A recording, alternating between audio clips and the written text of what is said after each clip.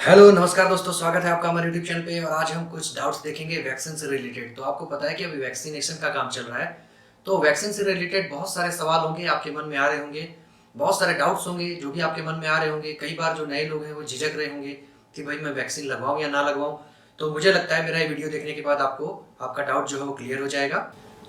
तो सबसे पहले क्वेश्चन की अगर बात करें तो वैक्सीन जो है लगवाना कैसे है, क्या प्रोसीजर है इसका। तो वैक्सीन लगवाने का सीधा सा प्रोसीजर ये है कि जो 45 साल से ऊपर के व्यक्ति हैं वो अपनी नजदीकी स्वास्थ्य केंद्र में जाएं और सीधा बिना किसी रजिस्ट्रेशन के एक टीका कार्ड बनता है, वो कार्ड बनवा के अपना जो है वैक्सीन लगवा के आ सकते हैं।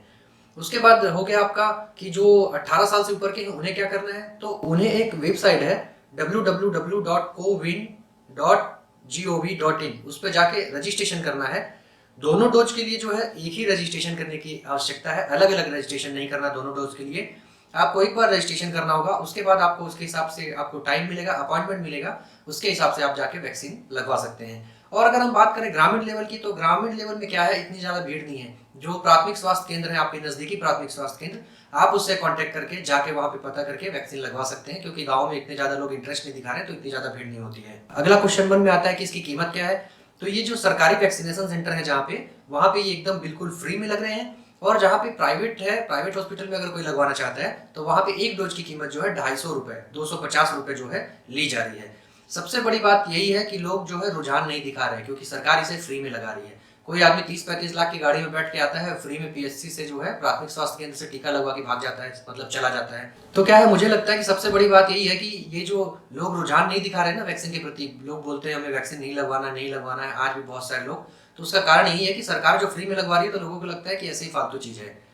ऐसे ही देखिए, जो रेमडेसिविर बहुत ज्यादा दवाई काम में आ रही है, अभी आपने सुना होगा लंग्स के इन्फेक्शन के लिए एंटीवायरल जो दवाई है, इसका लोग 15,000, 20,000, 30,000, 35,000, 50,000 रुपए दे रहे हैं, तो ये बहुत अच्छी दवाई लग रही है। इसे ही अगर सरकार फ्री में देने लग जाए या फिर 20 रुपए में देने लग जाए, तो लोग बोलेंगे कि अच्छी दवाई नहीं है। तो हमारे भारत के लोगों का थोड़ा सा जो माइंड सेट है वो अलग टाइप का है। अगर हमारी सरकार बोल दे कि जो बीपीएल से नीचे आते हैं, बिलो पॉवर्टी लाइन से नीचे आते हैं, जिनके पास बीपीएल कार्ड है, सिर्फ उनको ही हम वैक्सीन फ्री में देंगे, बाकी जो भी बंदा वैक्सीन लगवाना चाहता है वो वैक्सीन के पैसे दे, तो लोग देखिए लाइन लग जाएंगे हॉस्पिटलों के बाहर, सरकारी हॉस्पिटलों में भी जगह नहीं मिलेगी वैक्सीन लगवाने के लिए। तो ये हमारे लोगों का जो है माइंडसेट है। अब तीसरा क्वेश्चन मन में आता है, लोग बोलते हैं कि ये वैक्सीन सेफ है कि नहीं, ये वैक्सीन हमें लगवाना चाहिए कि नहीं। अरे भाई, किसी चीज को इतना जल्दी अप्रूवल नहीं मिल जाता। हमारे जो इंडिया में बहुत सारी ऐसी एजेंसियां हैं जो मॉनिटरिंग करती हैं, प्रॉपर इंस्पेक्शन करती हैं, उसके बाद जो है किसी दवाई को अप्रूवल मिलता है। तो ये वैक्सीन है, इस पे बहुत सारे ट्रायल हुए हैं, क्लिनिकल ट्रायल हुए हैं। ट्रायल पे ये कोरोना वायरस को सप्रेस करने में, कोरोना वायरस के इन्फेक्शन को रोकने में कारगर है, तभी इसे जाके लाइसेंस मिला है। ऐसे किसी को लाइसेंस नहीं मिल जाता। ऐसा नहीं कि कोई मुंह उठा के आया, किसी ने कुछ दवाई बना दी, उसको लाइसेंस मिल गया।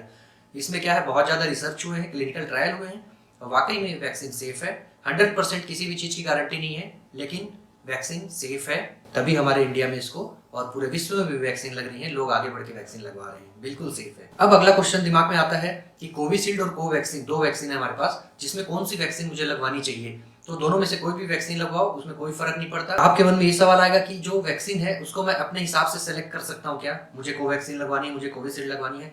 तो बिल्कुल नहीं, क्योंकि आपके जो नजदीकी स्वास्थ्य केंद्र है या फिर आप जिस हॉस्पिटल में जा रहे हैं, उसमें जो वैक्सीन की उपलब्धता है, जिस हिसाब से अवेलेबल होगा वैक्सीन, उसी हिसाब से आपको वैक्सीन लगेगी। वहां पे कोविशील्ड लग रही है सबको, तो आपको भी कोविशील्ड लगेगी। वहां पे कोवैक्सीन लग रही है सबको, अगर कोवैक्सीन अवेलेबल है तो आपको कोवैक्सीन लगेगी। दोनों जो वैक्सीन है, दोनों वैक्सीन सेफ है, सिर्फ दोनों के बनाने में अंतर है, बाकी कुछ नहीं। अगर हम बात करें कोविशील्ड की, तो कोविशील्ड रिकॉम्बिनेंट लाइव वैक्सीन है। अगर हम बात करें कोवैक्सीन की, तो कोवैक्सीन में जो है किल्ड कोरोना वायरस डाला गया है, पूरा होल किल्ड कोरोना वायरस। इसके बाद हम बात करते हैं एफिशिएंसी की, तो जो कोविशील्ड है 70 से लेकर 90% तक एफिशिएंट है, और कोवैक्सीन की बात करें तो 80 से लेकर 100% तक इसकी एफिशिएंसी के बारे में बताया जा रहा है। अगला क्वेश्चन मन में आता है कि ये जो वैक्सीन लगवाने के बाद मुझे कुछ साइड इफेक्ट हो सकते हैं क्या। तो वैक्सीन लगवाने के बाद आपको आधे घंटे वहीं पे बैठाया जाता है, जिस भी हॉस्पिटल में आप प्राथमिक स्वास्थ्य केंद्र में जाएंगे या फिर जिस भी आप प्राइवेट हॉस्पिटल में जाएंगे, आपको आधे घंटे मॉनिटरिंग में बैठाया जाएगा। उस दौरान आपको कुछ चक्कर आते हैं या फिर कोई भी दिक्कत लगती है तो आप तुरंत डॉक्टर को बताइए। सिंपल सी बात है कि वैक्सीन लगने के बाद आपको साइड इफेक्ट में क्या हो सकता है, बुखार आ सकती है, हाथ पैर में दर्द हो सकता है, कुछ उल्टी आ सकती है, पेट दर्द हो सकता है। तो इन सब लक्षणों पे आपको घबराना नहीं है। पैरासीटामोल की टेबलेट डॉक्टर देते हैं, आपको लेना है, साथ में कोई पेन किलर भी देते हैं, वो अपने आप ही मेडिसिन देते हैं आपको डॉक्टर, वो उनका काम होता है। तो आपको घबराना नहीं है, बस मेडिसिन लेनी है। 1-2 दिन तक आप थोड़े से परेशान हो सकते हैं। वो भी जरूरी नहीं कि हर किसी को बुखार आए, किसी को तो पता भी नहीं चलता कि मेरे को वैक्सीन लगी। फिर भी आपको कोई दिक्कत होती है तो आप अपने नजदीकी डॉक्टर से सलाह लें, नहीं तो 1075 टोल फ्री नंबर है जो भारत सरकार का, कोरोना हेल्पलाइन के लिए, उस पर आप संपर्क कर सकते हैं। अब अगला सवाल आता है कि मुझे पहली डोज कोविशील्ड की लगी है तो दूसरी डोज कोवैक्सीन की ले सकता हूँ क्या? बिल्कुल इंटरचेंज नहीं करना है। आपको जो कार्ड मिलेगा ऐसा आप कर ही नहीं सकते, क्योंकि जो कार्ड है वो आपको आप एंट्री करके देंगे। जो टीका कार्ड आपको मिलेगा, वैक्सीनेशन कार्ड, पहली डोज आपको कोविशील्ड की लगी तो आपको कंपलसरी है दूसरी डोज ही कोविशील्ड की लगेगी। अब अगला सवाल मन में आता है कि दूसरी डोज जो है वो वैक्सीन की कितने दिन बाद लगेगी? तो कोविशील्ड की बात करें तो 4 से 8 हफ्तों के बीच में लगती है दूसरी डोज, और कोवैक्सीन की बात करें तो 4 से 6 हफ्तों के बीच में लगती है दूसरी डोज। अब अगला सवाल मन में आता है कि मेरे को दोनों डोज लग चुकी हैं, अब क्या मुझे भी कोरोना हो सकता है? बिल्कुल कोरोना हो सकता है, लेकिन जो कॉम्प्लिकेशंस होंगे वो बहुत कम होंगे। इन्फेक्शन जो होगा वो इतना ज़्यादा सीवियर नहीं होगा। मरने के चांसेस जो है बहुत कम हो जाते हैं, क्योंकि लंग्स में इन्फेक्शन उतना ज़्यादा नहीं फैल पाता। इसलिए वैक्सीन लीजिए, आगे बढ़ चढ़ के हिस्सा लीजिए।